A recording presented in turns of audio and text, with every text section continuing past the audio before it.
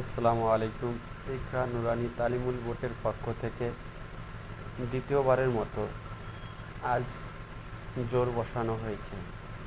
জোর মানে হচ্ছে শিক্ষকদের প্রশিক্ষণ দেওয়া।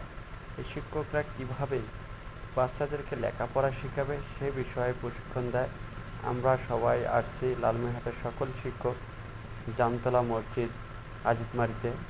এখানে সকল শিক্ষক এসেছি, সবাই বসে প্রশিক্ষণ করতেছি। আমাদের মাদ্রাসা থেকেও 5 জন শিক্ষক গেছি, এখানে সবাই প্রশিক্ষণ করতেছি। মাশাআল্লাহ অনেক সুন্দর দেখা যাচ্ছে এবং আমরা প্রশিক্ষণের অনেকটাই অভিজ্ঞ হয়েছি এখানে। আর এখানে সবাই অভিজ্ঞ শিক্ষকরা এসেছেন যারা প্রশিক্ষণ প্রাপ্ত। আলহামদুলিল্লাহ সবাই আরও যদি ভালো করতে পারে।